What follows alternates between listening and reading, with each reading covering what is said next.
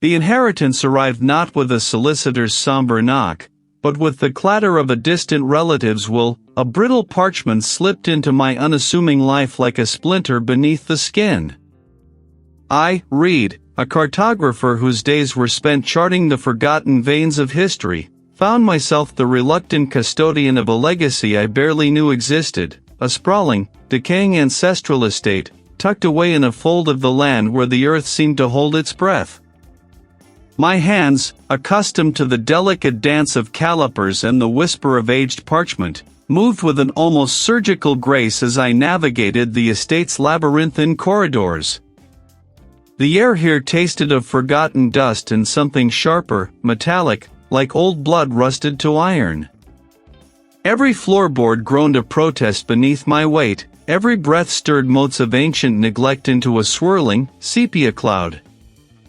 I was no stranger to the ghosts of the past, but these walls felt less like echoes and more like a skin, stretched taut over something still living, still breathing.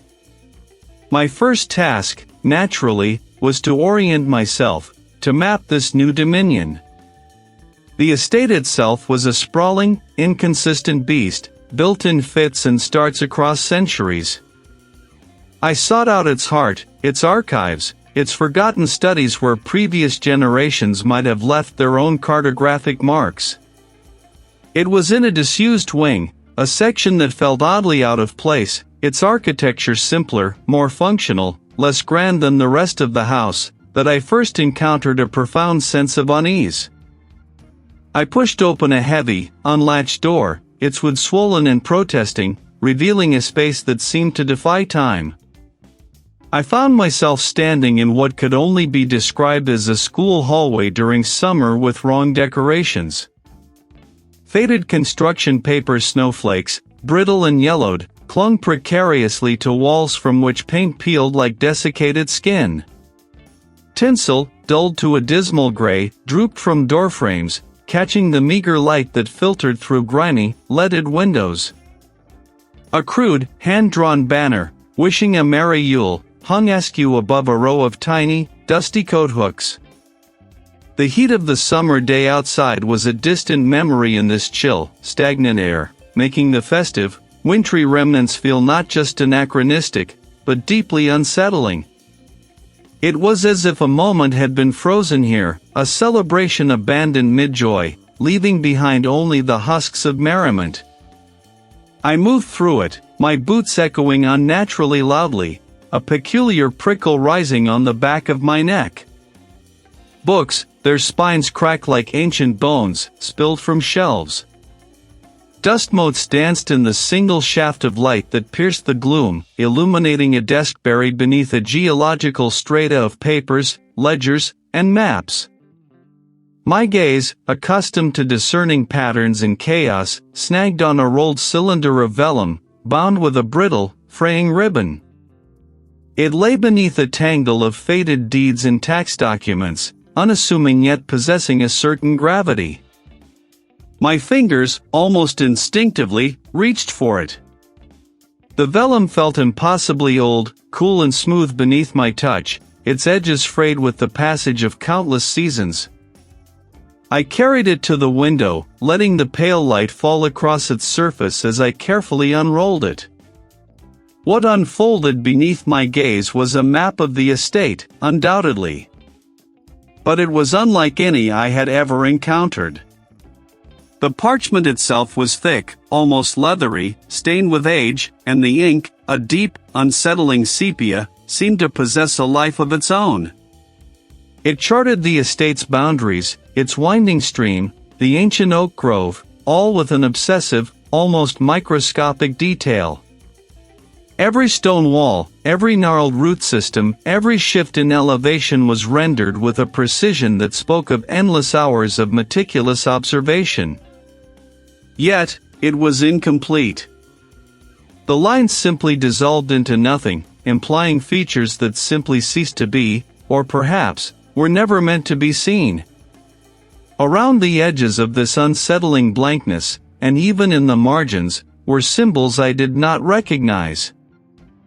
Stark, angular marks, like splintered bone or ancient script, repeating in rhythmic, almost hypnotic patterns. They were not surveyor's marks, nor heraldic devices, but something primal, glyphs that seemed to vibrate with a silent, malevolent energy. My professional curiosity, usually a calm, intellectual fire, now flickered with an unfamiliar apprehension. This wasn't merely an old map, it was an enigma, a challenge etched onto ancient skin.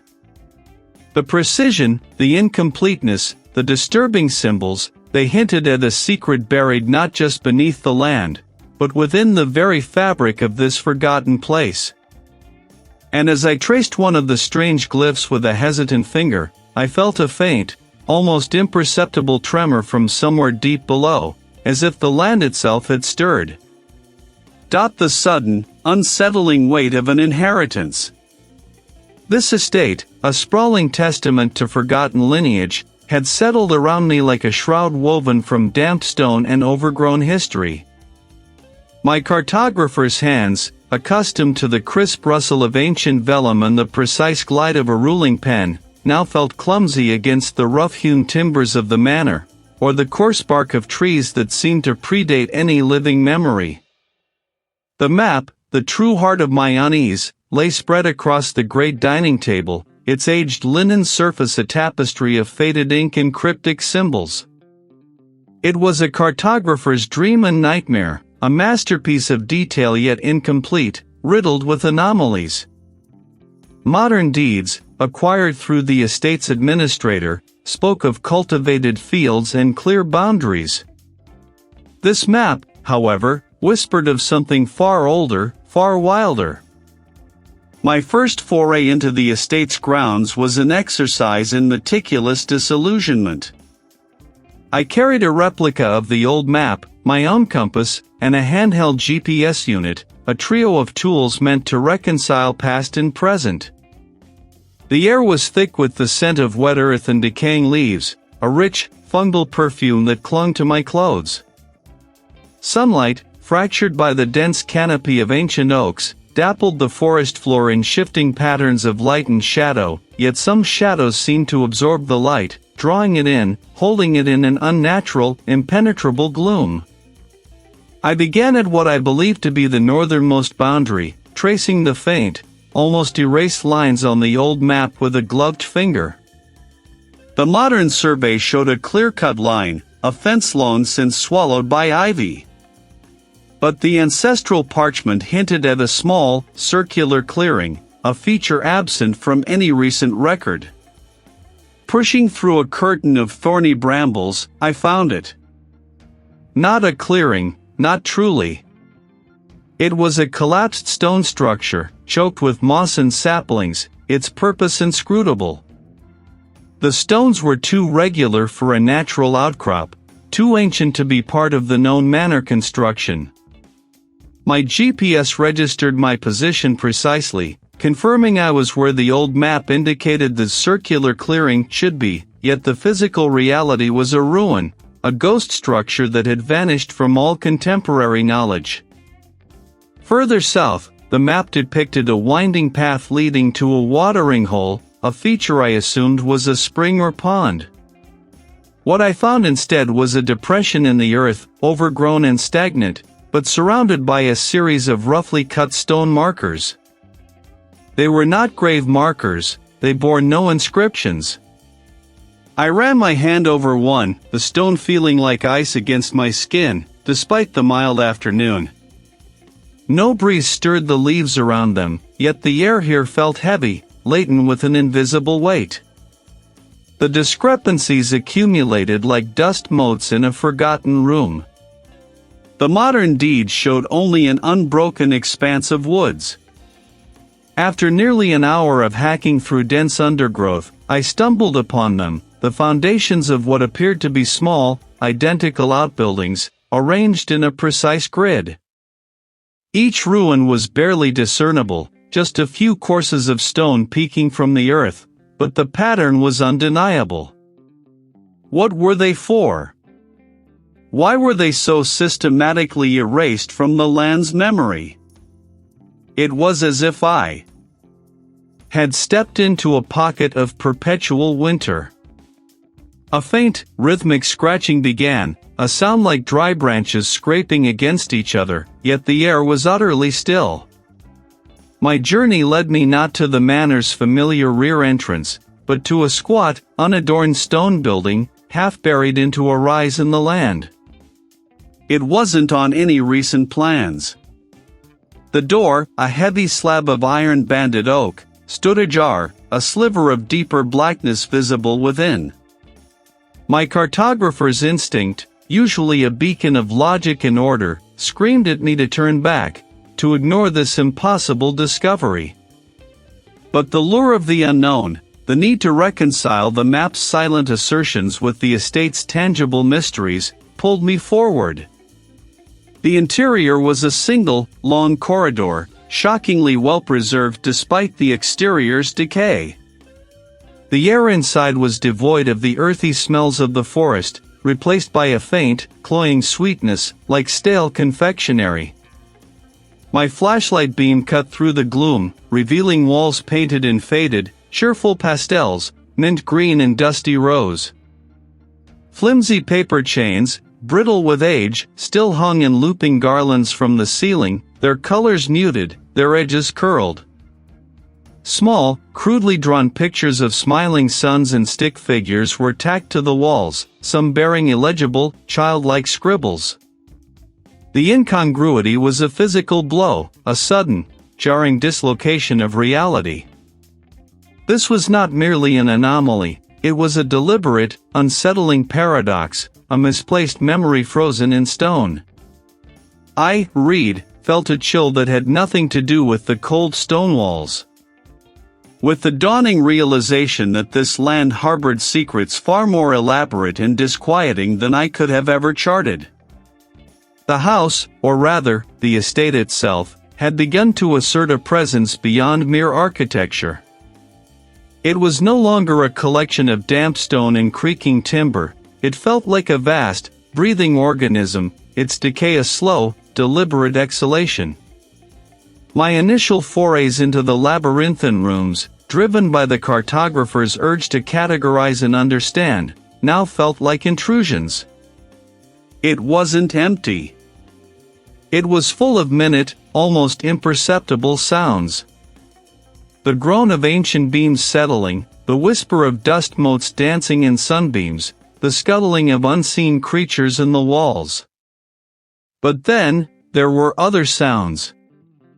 A trick of the light, I told myself, the exhausted mind playing games in an unfamiliar, unsettling environment. The sheer size of the place, the echoing emptiness, was bound to trigger such illusions. It was not a distinct voice, no discernible words, but a breathy, sibilant sound, like dry leaves skittering across flagstones. It seemed to emanate directly from the wall beside me, seeping from the ancient plaster itself. I froze, my hand hovering over the lock. The hairs on my arms prickled. I spun around, scanning the empty corridor, the dusty corners. Nothing. Only the steady ticking of the grandfather clock downstairs, a relentless metronome against the sudden, profound quiet. My heart gave a startled thrum against my ribs. A draft, I reasoned, pulling through some unseen crack. The house was old, full of such eccentricities. Yet, the incidents accumulated. I would leave my spectacles on the desk, only to find them later perched on a stack of books across the room. A particular antique compass, its brass dulled with age, would migrate from the mantelpiece to the windowsill. Small, insignificant shifts easily dismissed as my own absent-mindedness. My meticulous nature, however, bristled. I prided myself on order, on precision. The nights became a deeper struggle. Sleep, when it came, was a tattered veil, easily torn by the rising tide of dreams. Streamers, faded and torn, hung limply from the ceiling, not festive in their disarray, but mournful. They were not the bright, primary colors of childhood, but muted, sepia-toned strips, like old bandages.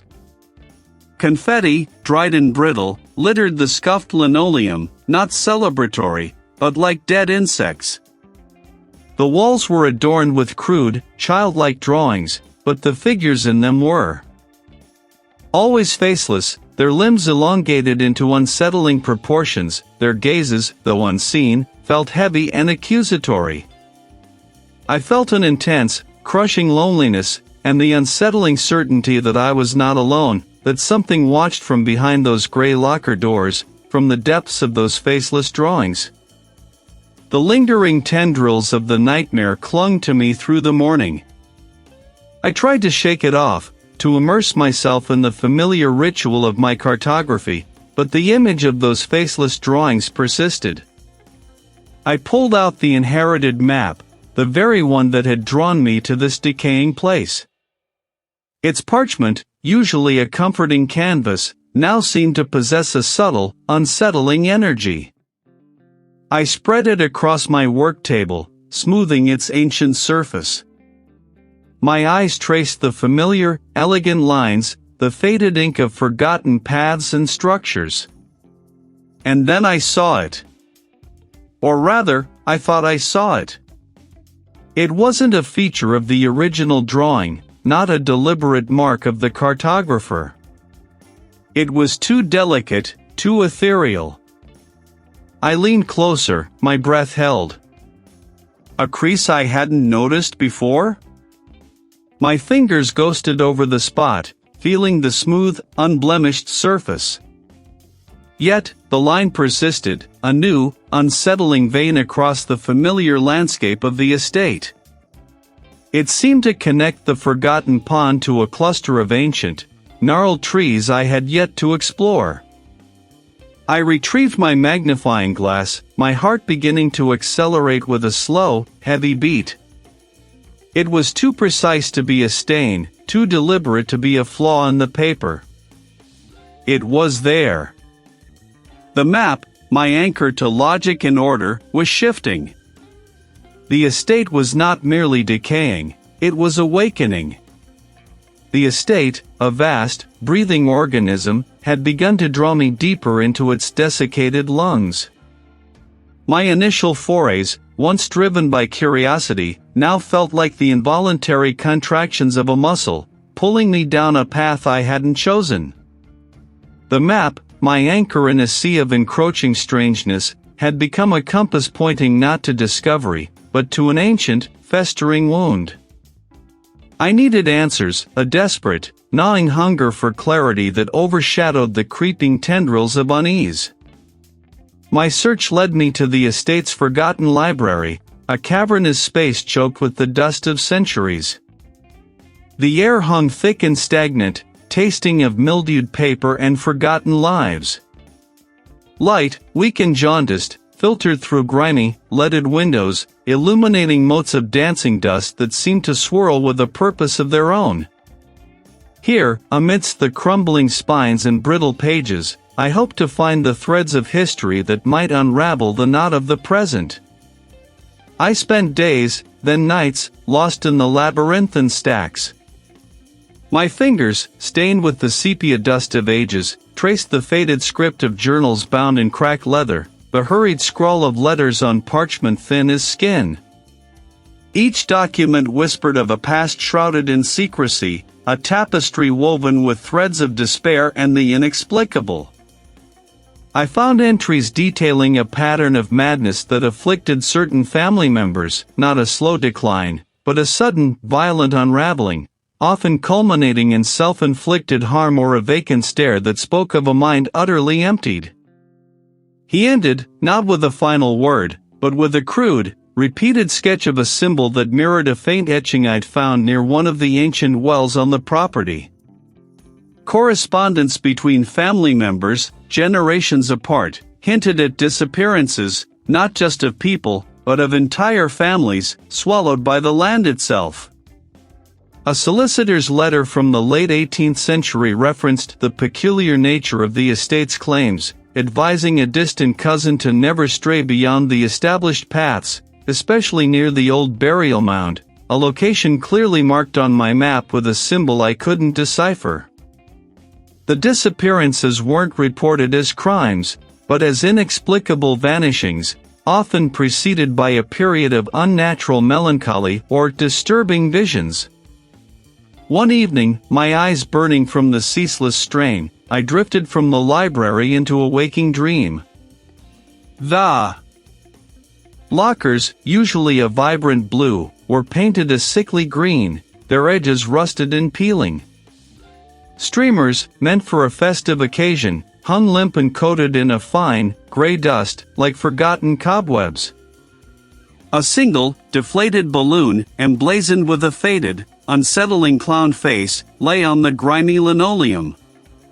The silence was profound, not the quiet of emptiness, but the suffocating hush of something waiting. It was a fleeting, disorienting glimpse into a fractured reality, a crack in the edifice of my own sanity. When I blinked, the library's gloom had reasserted itself, the heavy smell of old paper filling my nostrils. Yet, the compulsion to understand, to complete the map, was stronger than any fear. Local folklore, pieced together from handwritten notes in the margins of old almanacs and the records of a long-defunct historical society, spoke of the hungry earth and the old pact. They told of offerings made to ensure bountiful harvests, offerings that grew increasingly grim over time. The land wasn't merely fertile, it was demanding. The map, with its precise, unsettlingly detailed markings, wasn't just a guide to the estate's features. It was a blueprint, a key to understanding the malevolent force buried beneath the land, a force that had been fed by my lineage for generations, and now, I suspected, demanded its due from me. The lines on the parchment no longer seemed benign, they pulsed with a sinister significance, each contour a thread in a web of ancient, insatiable hunger. The lockers, usually a vibrant blue, now shimmered with an oily, shifting iridescence, each surface reflecting a distorted image of myself, stretched and thin like a phantom.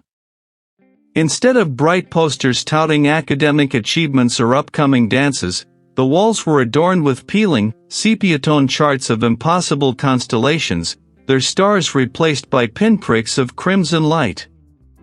Cryptic symbols, ancient and unsettling, were scrawled in chalk over what should have been a blackboard, twisting into shapes that seemed to writhe at the edge of my vision. The air, thick with the scent of dust and something metallic, pressed in, heavy and unyielding. The silence was not empty, but pregnant with anticipation. I held breath.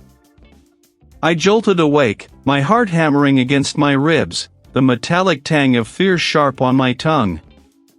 The dream clung to me, a tenacious shroud. My hands, clammy and trembling, clutched the edge of the mahogany desk. The map lay spread before me, innocuous in the pale light, yet I could not shake the feeling that its lines pulsed with a subtle, malevolent energy. The whispers, which had previously been a distant, formless hum beneath the floorboards, now coalesced. They spoke my name, a low, guttural rasp that seemed to vibrate in my very bones. Reid. Our Reid. And then, a phrase, clear as a bell, yet utterly alien. The ground hungers. The blood remembers. My breath caught in my throat. This was not a trick of the wind, nor the creaking of an old house settling. I flinched, my eyes darting wildly. A small, porcelain figurine of a hunter, perched on a distant shelf, had toppled. It lay shattered on the oak floor, its painted face gazing up at me with an eerie, vacant stare.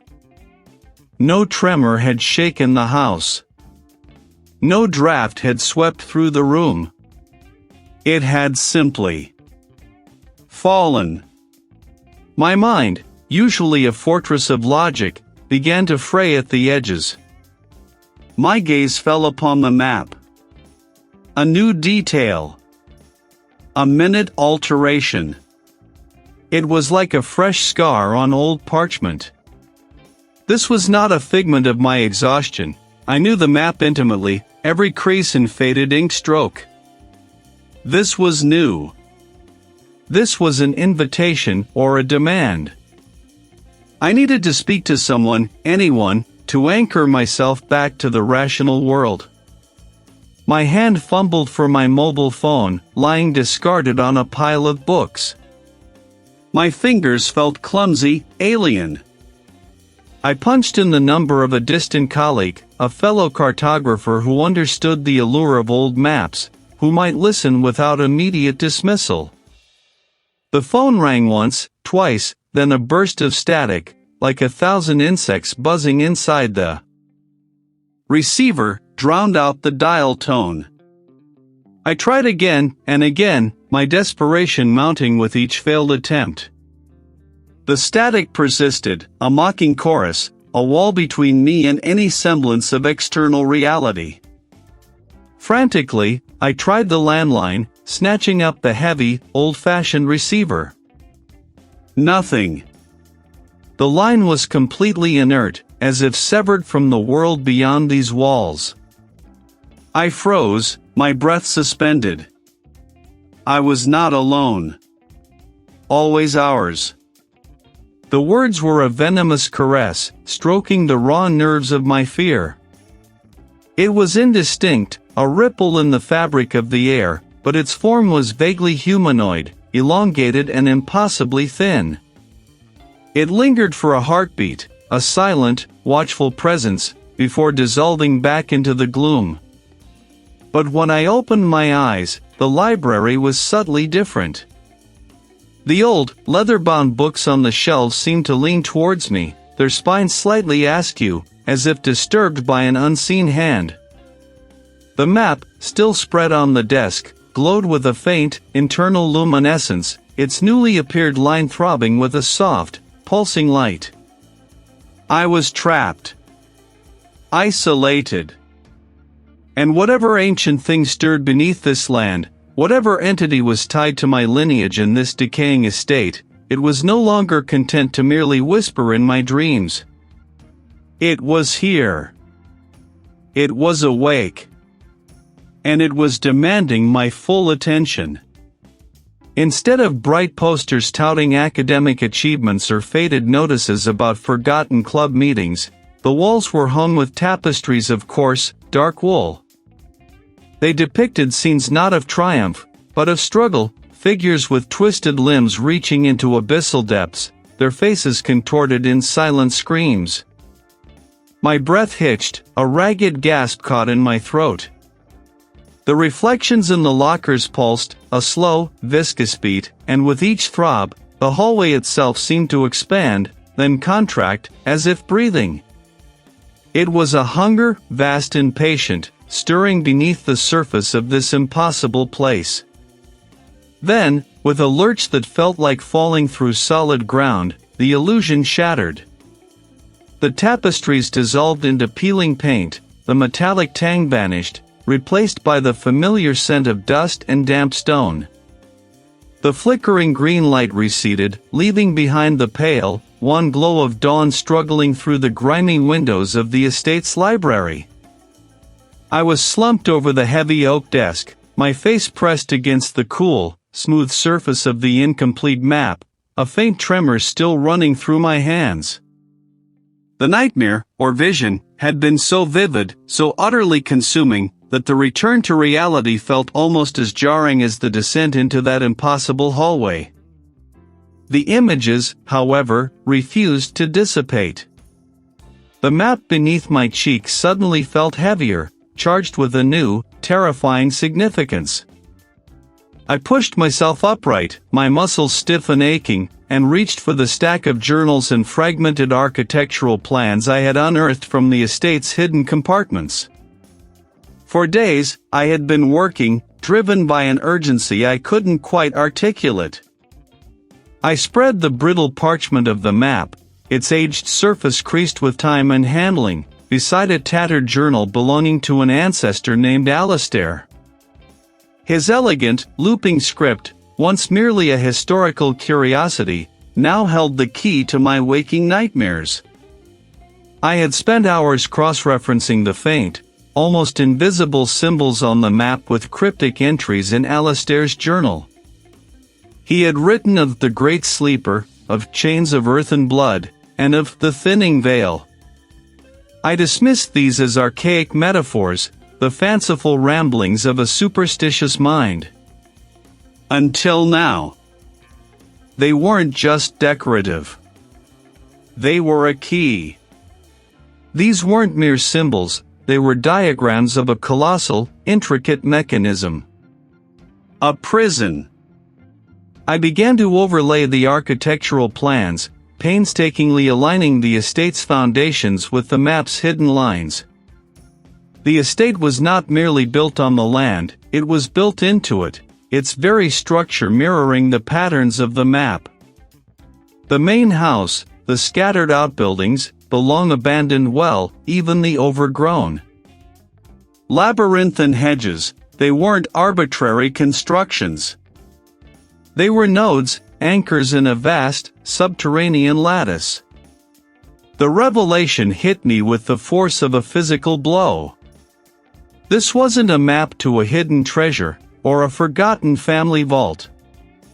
This was a blueprint for a containment system. The hidden features I sought were not rooms or tunnels, but the very structural components of a colossal seal.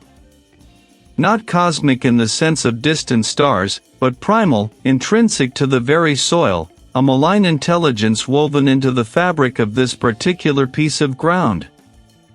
My eyes darted to Alistair's final, frantic entries.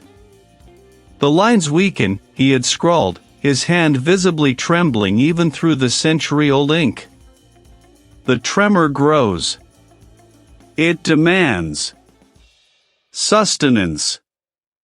A return. The blood calls. The blood calls. My blood. My lineage. I hadn't stumbled upon this estate by chance. I hadn't merely inherited it. I had been drawn here. My family, my ancestors, had been the keepers of this seal, perhaps even its architects. And now, as the seal weakened, as the tremors grew more frequent and the wrong decorations began to bleed into my reality, I was here. They was I meant to complete the map, to reinforce the failing prison? A low groan, not from my own throat, but from the very floorboards beneath me, echoed through the silent library. The old house shifted, a deep, resonant rumble that vibrated through my bones. It wasn't the sound of settling wood or a gust of wind. It was the sound of something vast and imprisoned stirring, its ancient chains groaning under the strain. The seal was weakening. And I, Reid, the meticulous cartographer, was standing directly above the crack. My purpose here was not discovery, but a terrifying choice. And now, as the seal weakened, it was I, Reid, who was destined to confront it. A cold dread, sharper than any winter wind, pierced through the layers of my meticulous logic. My ancestors, keepers, architects. The words echoed, not in my ears, but in the marrow of my bones, a resonant thrumming that felt both ancient and sickeningly intimate. Then, the world warped. My feet, which moments before had rested on the worn rug, now scraped against a floor of tarnished linoleum. A pervasive, stale quiet descended, broken only by the faint, rhythmic hum of unseen fluorescent lights struggling to ignite. The silence was the first violation. It wasn't merely the absence of sound, but an oppressive, heavy blanket that smothered all resonance. But it was the decorations that truly seized me, twisting the scene into a grotesque parody. Withered garlands, once vibrant but now brittle and faded, drooped from the ceiling, shedding flakes of glitter onto the floor. Deflated balloons, shriveled and gray, clung to the walls like desiccated organs. Banners, proclaiming Harvest Festival and Winter Gala, hung askew, their cheerful lettering obscured by cobwebs and the slow, insidious creep of mildew. These were not the faded remnants of a forgotten season, but a collection of all seasons, simultaneously present and utterly, terribly out of place in the summer stillness. You are home, Reid. You have returned to the cradle. The voice was a chorus of dry leaves skittering across forgotten pavement, a rustle of ancient parchment, a murmur of forgotten voices. The whisper intensified, a low thrumming that resonated behind my eyes. This is truth. This is the echo of what was. What will be. You opened the way. You sought the knowledge. It sought entry, an invitation to merge, to possess. Then, the vision sharpened, focusing on a specific, subterranean chamber, a place of rough-hewn stone and dripping dampness, illuminated by an unholy, flickering light. It was the heart of the entity's prison, the nexus of its power. Come to me. Release me. We will be one. And the world. It promised an end to the gnawing fear, an end to the burden. But then, a flicker of something defiant ignited within me. My meticulous nature, my cartographer's need for order and accuracy, recoiled from the chaotic, consuming embrace of the entity. This was not order, this was annihilation. The withered garlands twitched, the deflated balloons swelled slightly, as if attempting a final, desperate breath. The floorboards beneath my feet groaned, not from my weight, but from some unseen pressure from below. It was a different voice, or perhaps an echo of many voices, layered and ancient. It spoke not of surrender, but of resistance. It spoke of a way. The heart. The blood. The sacrifice. To bind what was loosed. The words weren't coherent sentences, but fragments of understanding, like shards of a broken mirror reflecting a terrible truth.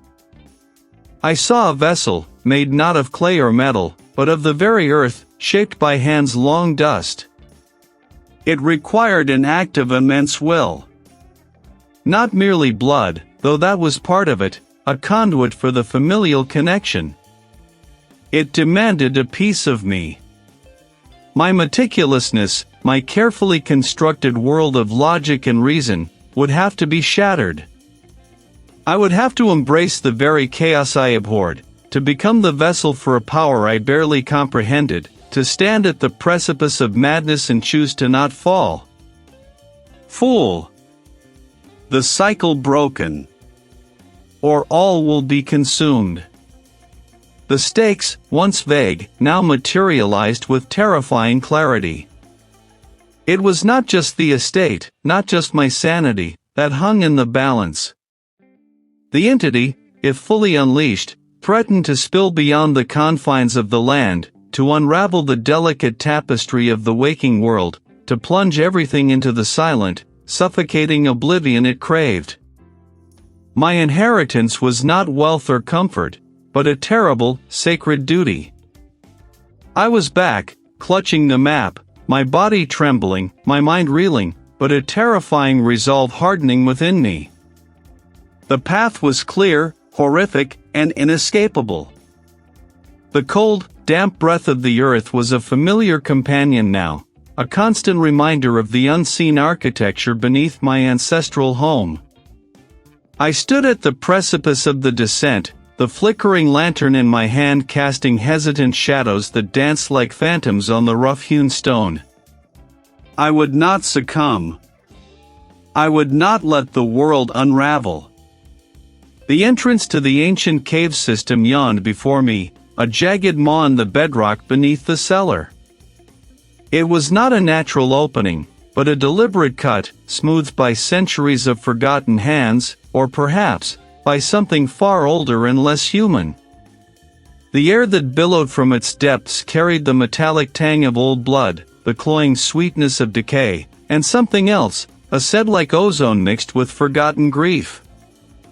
My breath hitched, a knot tightening in my chest, but I pushed through it, my feet finding purchase on the slick, uneven steps carved into the earth. The passage narrowed quickly, the walls pressing in, alive with the slow drip of unseen water. They seemed to pulse in the periphery of my vision, shifting, reforming into grotesque visages that vanished when I focused. The entity was here, awake, aware of my intrusion, already testing the fragile boundaries of my mind. Deeper I went, the air growing thick, heavy, as if the very atmosphere held its breath. Then, a new sound began to weave itself into the fabric of the quiet, a faint, reedy music, like distant wind chimes made of bone. It was not unpleasant, yet it scraped against my nerves, suggesting something joyous and horrific simultaneously. It was a siren song, tempting me to surrender, to embrace the suffocating peace that lay waiting. I gritted my teeth, focusing on the path ahead, on the ritual, on the binding. Here, the temperature dropped precipitously, stealing the warmth from my bones. My lantern beam barely kissed the edges of the space, but I could discern massive, unnatural pillars, not carved from rock, but seemingly grown, grotesque stalagmites that twisted towards the unseen ceiling like supplicating hands. And then, the illusion struck. Fluorescent lights hummed above, buzzing with a familiar, sterile quality. Lockers, painted a faded blue, lined the walls. But the decorations. They were wrong. Instead of cheerful drawings or motivational posters, the bulletin boards displayed desiccated insect specimens pinned to yellowing paper, and crude, unsettling anatomical diagrams that seemed to writhe in the corner of my eye. The air, instead of dust and old books, tasted of that metallic decay from the cavern. A faint, childish laughter echoed from down the hall, sweet and innocent, yet laced with an undeniable, profound malice that prickled my skin. My mind reeled, grasping for purchase on reality. This wasn't real. It couldn't be. I closed my eyes, pressing my palms against my temples, willing the image away. The laughter intensified, closer now, accompanied by the scuff of small shoes. My stomach lurched. This was a trick, a desperate ploy to make me turn back, to overwhelm me with incongruity. With a guttural cry, I plunged forward, my lantern swinging wildly, its beam cutting through the illusion like a blade. The hallway flickered, cracked, and then shattered, peeling away like old paint. I was back in the cavern, gasping, my body trembling, but my resolve hardened. It was stronger than I had anticipated, but I was stronger still.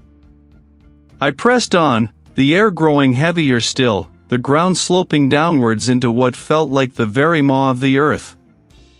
The carved symbols on the walls became more frequent, more intricate, depicting figures with too many limbs, or faces contorted in silent screams. My gaze snagged on one particular carving, a skeletal hand, its fingers elongated, reaching towards a small, shrouded figure. The figure was unmistakably a cartographer, a quill clutched in its trembling grasp, a half-drawn map unfurling before it. A map, like mine. And then, I saw it, the final chamber. It was not a natural space. This was a place made. The walls were slick, not with water, but with a viscous, shimmering black ichor that pulsed faintly with an inner light. And upon it, spread wide, was a map. Not my map, but the map. The complete one. Every detail, every hidden passage, every forgotten crypt. Every vein of corruption. This map, complete and glowing, was not merely a guide, it was the entity itself, given form, its consciousness inscribed upon the very land. And the sacrifice. It was not just a life, but the self. To complete the ritual, to rebind this ancient hunger, I would have to overwrite the map, to impress my own will, my own mind, onto its malevolent surface, becoming a part of its eternal prison. The price was not death, but a living, unending dissolution of my identity, a conscious surrender to oblivion within the entity's own confines. The stakes had never been so terrifyingly intimate. My hands trembled, but I moved forward, clutching the ritual implements. There was no turning back. Determined, I plunged into the earth's cold maw, the lantern's hesitant gleam swallowed by the encroaching black. The rough-hewn stone walls, slick with ancient damp, pressed in on me, their surfaces a tapestry of forgotten carvings that writhed in my peripheral vision. Each downward step was a descent not just into the ground, but into a deeper stratum of dread, the air growing thick and heavy, tasting of loam and something else, something acrid and metallic, like old, dried blood. The passage twisted, not in the logical, deliberate turns I charted on my map, but with a sickening, impossible fluidity. The stone dissolved into something softer, yielding, then reformed into a pale, sickly yellow plaster. The scent of earth vanished, replaced by the cloying sweetness of stale disinfectant and dust. The lantern flickered, its light suddenly too bright, too stark. I stumbled, my hand scraping against a surface that was no longer rock, but a cool, painted cinder block. My breath hitched. The cavern had vanished. Fluorescent lights, buzzing with an unnatural hum, stretched overhead, casting a pallid glow on lockers that lined both sides, their faded blue paint chipped and peeling. But these were not the usual trappings. Strung haphazardly above the locker doors were garlands of withered, black flowers, their petals like dried blood. From the ceiling, instead of cheerful construction paper cutouts, hung macabre mobiles crafted from brittle, yellowed bones and rusted iron filings, clattering softly in an unseen draft. This was its doing. This was the entity's realm, a distorted mirror of a mundane world, twisted to its malevolent will. It sought to disorient me, to fracture my perception before I could even begin. But then, a stubborn spark ignited within me. The map was more than lines and symbols, it was a key. It depicted not just physical space, but the energetic architecture of this cursed land, and by extension, the entity's own prison. The wrong decorations, they were not random. They were markers, perversions of the ancient symbols I'd found etched into the deeper strata of the estate. It was a silent scream, a hunger so profound it threatened to consume everything. I focused on the map, my eyes tracing the intricate patterns. The key was in the alignment, the specific points of power that formed the boundary of its containment. I had to reconstruct that boundary, even in this illusory space. I began to move, my steps deliberate, though my legs trembled. The entity's presence intensified, pressing down on me like a physical weight. More disturbing decorations, crude, childlike drawings on the walls, depicting impossible geometries and figures with too many limbs, their eyes staring out with an ancient malice. You cannot escape your blood. You are mine. I ignored it, my gaze fixed on the hallway's geometry. The map revealed a nexus point, a central anchor. I found it in the exact center of the hallway, marked by an impossibly deep, jagged crack in the linoleum, from which a faint, viscous black liquid seeped. I pulled a small, silver compass from my pocket, an heirloom, its needle always true. It spun wildly, uselessly, in this distorted reality. But the map was my true compass.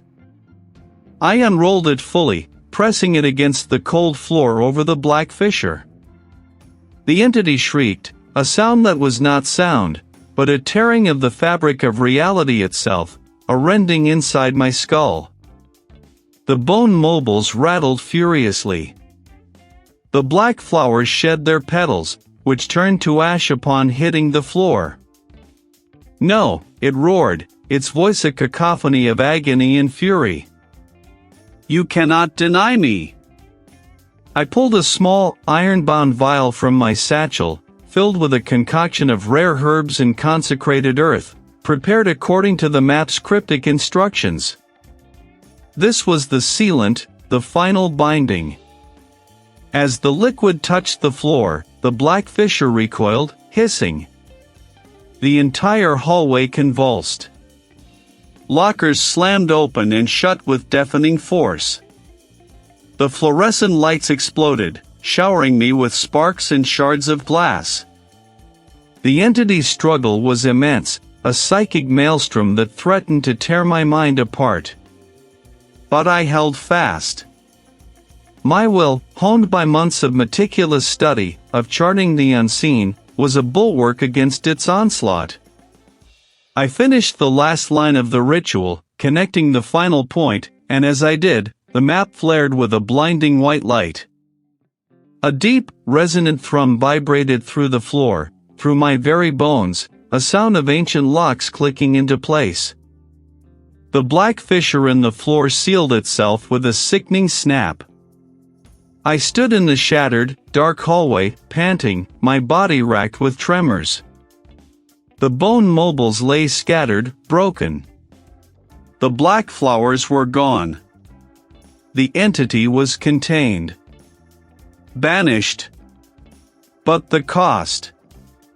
The silence was deafening, but within it, I could still hear the faint echo of its promise, "You are mine."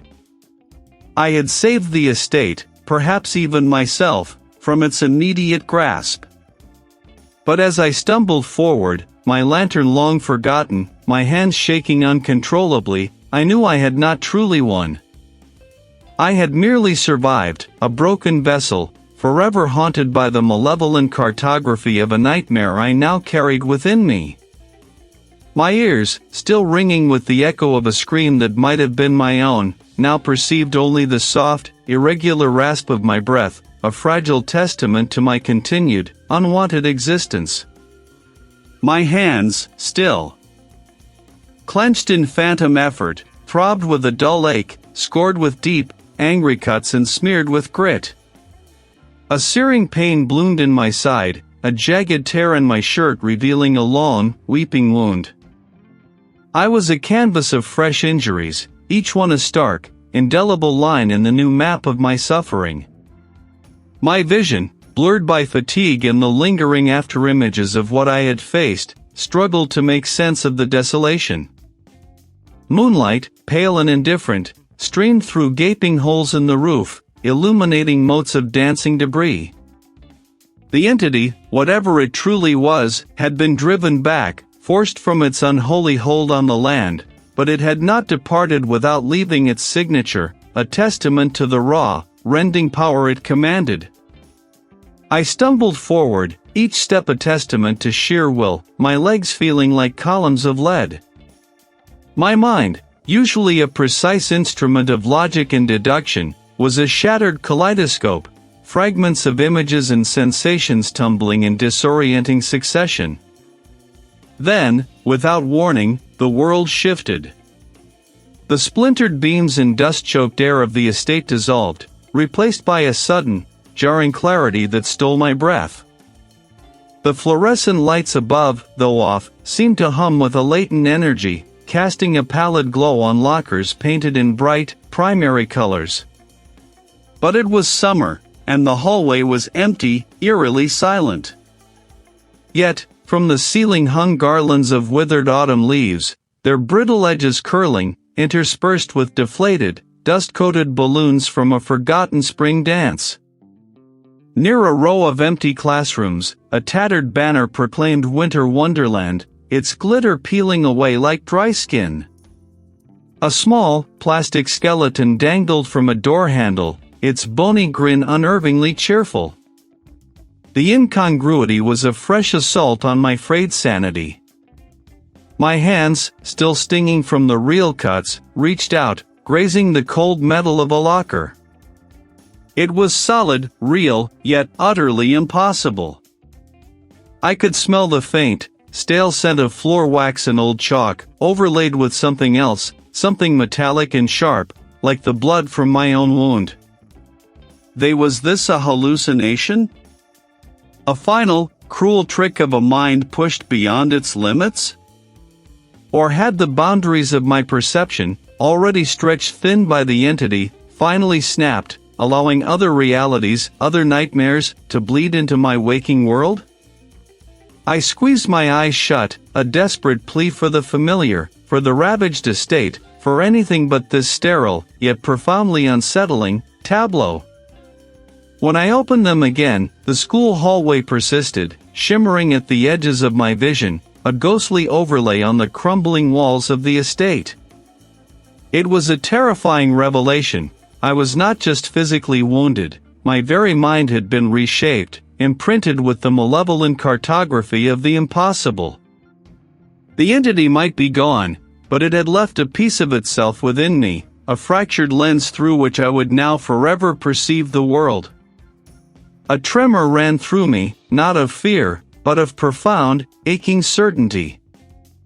The lines of the ancient map, once a mystery to be solved, now felt etched into the very sinews of my being. The estate, a skeletal ruin behind the persistent phantom of the school hallway, was a monument to a battle unseen by any other living soul. The world outside, oblivious and indifferent, continued its mundane spin. My ears, still ringing with the echo of a scream that might have been my own, or perhaps the final, desperate utterance of something far older than me, slowly seeded to a dull, persistent thrumming within my skull. The air, once thick with the stench of turned earth and ancient decay, now carried only a faint, metallic tang, like old blood drying on forgotten iron. I do not recall the exact moment of my departure from the estate. The memory is a series of fractured images, like lantern slides viewed through a haze, the chill of morning mist clinging to the skeletal trees. The skeletal branches scratching against the bruised dawn sky, the crunch of gravel beneath my boots as I walked away. Not looking back.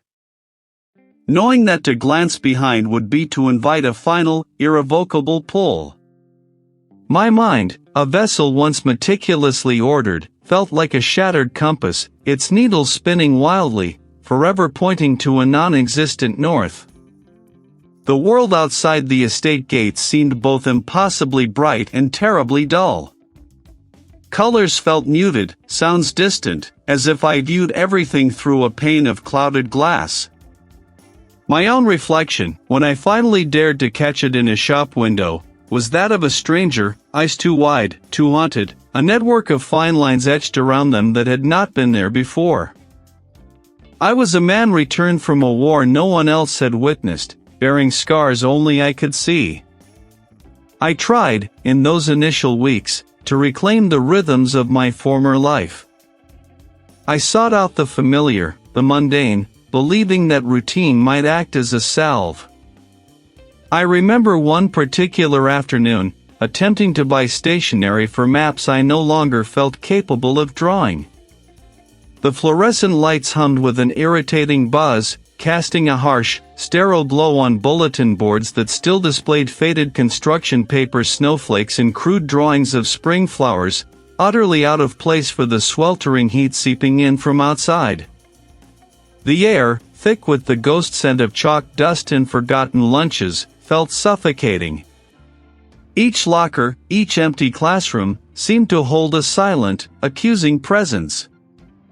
I knew, with an unsettling certainty, that the decorations were wrong, that the silence was too deep, that something vital had been stripped from this place, just as it had been stripped from me. I fled, the unbought stationery forgotten, the mundane task a fresh source of anxiety. The entity, or whatever malevolent force I had confronted beneath the estate, was no longer a physical presence. Its demands had been met, its hunger sated, or so I told myself. Yet, its tendrils had woven themselves into the very fabric of my being. I pored over old surveys, geological reports, anything that might give me a deeper understanding of the Earth itself, the bedrock, the hidden waterways. It wasn't academic curiosity, it was a desperate, compulsive need to understand the cage I had unwittingly built, the prison I had unknowingly guarded. I saw now that the estate was not merely land and stone, it was a living, breathing membrane, stretched taut over something unspeakably old, something that had been waiting, patiently, for generations. It was a transformation. I had not merely confronted the horror, I had absorbed it, become part of its silent, enduring mechanism. The sacrifice had been made, yes, but the payment had altered the payer. I was no longer merely Reid, the cartographer. I was Reid, the keeper of the secret, the silent sentinel. The entity's lingering influence wasn't a compulsion to return to the estate, but a deep-seated, undeniable urge to protect what lay beneath it. I felt the weight of it, the responsibility, a burden heavier than any atlas. My days became a quiet dedication. I moved to a small, unassuming house far enough from the estate to maintain a semblance of normalcy, yet close enough that I could feel the land's subtle shifts, its subterranean murmurs. I studied soil composition, water tables, the local flora and fauna, all with an intensity that bordered on obsession. I was learning the language of the earth, not for mapping, but for surveillance. There was no grand, triumphant resolution. There was only a profound, unsettling quiet. I would dedicate my life to guarding the secret, to ensuring that no other unwitting cartographer, no other curious heir, would ever disturb the ancient slumber. The horror was contained, yes, but it was never truly over. The price had been paid, and I was still paying it, every single day, in the constant, suffocating knowledge of what lay waiting beneath the quiet, unassuming soil.